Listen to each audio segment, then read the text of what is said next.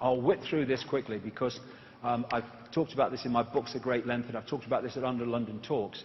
But I say the moon is a construct or a part construct. This is a book called Who Built the Moon by Christopher Knight and Alan Butler. It's absolutely brilliant in the way that it puts the case for the moon not being real in terms of a natural body. But interestingly, what they find in that book is the mathematics and geometry between the sun, the moon and the earth are fantastic in terms of their synchronicity, and it does not apply in any way to the rest of the solar system. And the Gnostic writings found in Nag Hammadi in 1945, 1,600 years old or more, say that this is a separate system operating within the archon system of the inorganic universe.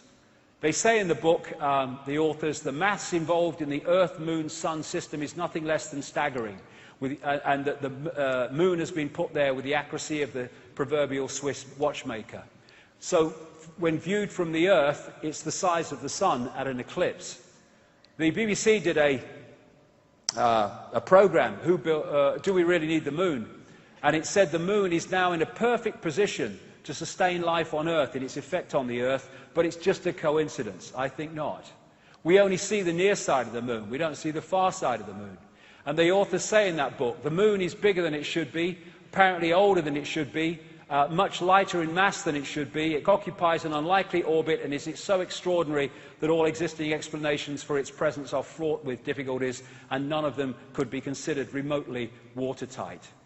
The mainstream theory is that the Earth was hit by a Mars-type planet when it was forming, and a chunk came off and became the moon, called the whack theory. That didn't pan out, so they came up with a double whack theory, where it was hit by the planet, it went away and gave it another smack, and then it became the moon. Now, of course, it doesn't pan out because it's nonsense. They don't know. Why don't they just say it's not a bad thing we don't know? There's lots of things we don't know. The best explanation for the moon is observational error. The moon doesn't exist, said this scientist at the Smithsonian Center for Astrophysics. It's easier to explain the non-existence of the moon than its existence, blah, blah, blah. It goes on and on. And you know, I'll go through this because I don't want to run over too much time. I'll just mention a few things about the moon. These two scientists from the Soviet Academy of Sciences wrote a detailed article in 1970 headed, "Is the Moon the Creation of an Alien Intelligence?" And they explained in scientific terms why the moon cannot be a natural body, and in doing so explained all the anomalies that, if it is a natural body, cannot be explained. This guy, Sergeant Wolf, talked at the National Press Club a few years ago and told of his experiences on the inside at NASA, where he saw things like alien bases on the moon and stuff like that. And there's all these towers and strange phenomenon, like this blue light called blue gem or blue dome that they can't explain on the moon. And these artifacts on the moon that clearly are not natural. Look at that one. What the bloody hell is that? They can't explain them. They don't talk about them. These are pictures of what are claimed to be statues on the moon.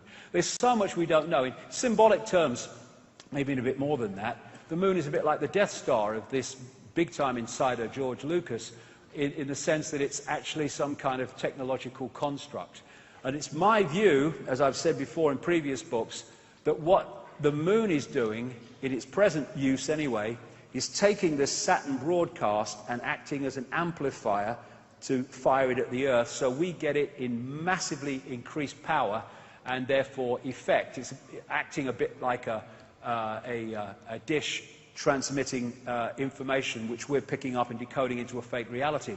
Now, 9 months after I'd written that in a book called The Human Race Get Off Your Knees, someone sent me an email from Brazil, I think it was, a lady, and said, "Have you read this book, Earth, by Barbara Marciniak? Because I've just read your book and I think you'd find it interesting." And she sent me some page numbers. Barbara Marciniak is what they call a channel. And lots of channels are not channels. They just think they are. But, you know, if you get a genuine one, then you can get out there and bring information out from other dimensions into this one. You can get some profound information that way. And she's done a lot of great stuff, Barbara Marciniak. I've met her a few times. Anyway, I hadn't read Earth. I'd read the first book that she wrote, but not Earth. Anyway, I sent for it. I went through the page numbers, and I'm like, whoa, this is 9 months after I've said this stuff in Human Race Get Off Your Knees. And this was a channeled book, and this is what was in the book. 1996, I think this came out. The moon is a very powerful electromagnetic computer. The energy from the moon has been beaming electromagnetic frequencies onto the Earth for eons now to maintain the two-stranded DNA. The moon is a satellite that was constructed. It was anchored outside Earth's atmosphere as a mediating and monitoring device, a supercomputer or eye in the sky. Earth must be owned by those who dwell there. However, it is not. You have outside gods, creator energies, who prevent you as a species from having free reign with your kundalini. That's the energy of awakening, in effect. The influence of the moon as a main satellite computer affects all of the Earth. The moon's programs have for eons been of great limitation towards human beings. There are repetitive cycles that the moon creates to which you respond. The tales about the full moon and insanity, madness and heightened bleeding are all quite true. You know that television influences you a great deal. The moon is the same way. And astrologically, just as a very quick aside, when that great rearrangement happened, of course, astrologically, everything changed as well in terms of the influence of the astrological energies upon the human perception, because suddenly all these bodies are in different positions to where they were before. So the Saturn-Moon matrix, as I call it, I say anyway, is generating a frequency band, a fake reality, which we are decoding to be what seems to be a real reality, and the genetic manipulation has tuned us into it and created this cycle of round and round the garden. It's coming, it's coming, it's coming, as the guy said in the video. And Neil Haig has this concept of moonopoly, or Saturn moonopoly. And it goes like this. You get up in the morning and you have your breakfast and then you go to work. And then you have your lunch, sandwich normally, and then I go to work, and then I go home, and then I have my tea, and then I watch a bit of telly, and then I go to bed.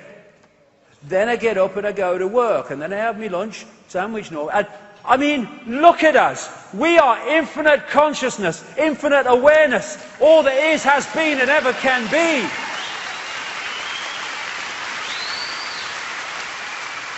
Is that all we are capable of? No. But we are locked into these cycles to which we respond. No response. See it as you couldn't see it before. An end to work, buy, consume, die. That's what that is. And this matrix creates a firewall that holds us from seeing further into the energy field and holds us in this tiny frequency band we call visible light. What they've done is taken the universal energy field, the universal construct, and they have hijacked, hacked into it, and they're feeding a fake reality to us from within that construct. And therefore it's gold! Oh, my life's in a terrible state. I'm just making adjustments to my life. Oh, life's great. And they're all fricking illusions. We're like in this wall. You know those scientists that have been suggesting in the last few days that the universe might be a computer simulation? They actually said, like a prisoner in a pitch-black cell, we may never be able to see the walls of our prison. Why? Because they are vibrational walls, and I suggest that they are the speed of light.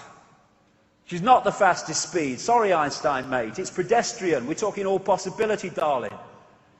And so when we look into the night sky, are we seeing what's real, or are we seeing a projection? I talked to him, I think it was my last book, or the one before that. I had a profound experience as a little boy when I was first taken to the London Planetarium, when I looked and saw the night sky on the roof of the planetarium, and it looked so bloody real. And it hit me, and it's never left me, that actually when I look at the night sky, that ain't actually what I'm looking at. Firewall. All that we see or seem is just a dream within a bigger dream. Is this the real life? Is this just fantasy? Caught in the landslide, no escape from reality. Open your eyes, look at the skies and see. Is it a sky? Or is it a projection? And so, when we come to the Matrix, and this scene in the Matrix, I call it the Saturn-Moon Matrix, it may be connected to other things we don't know yet. This is so real, and so the world we live in. If you add two words, The Saturn moon matrix is everywhere. It is all around us, even now in this very room. You can see it when you look out your window or you turn on your television. You can feel it when you go to work, when you go to church, when you pay your taxes. It is the world that has been pulled over your eyes to blind you from the truth. What truth? That you are a slave, Neo. Like everyone else, you were born into bondage, born into a prison that you cannot smell or taste or touch, a prison for your mind.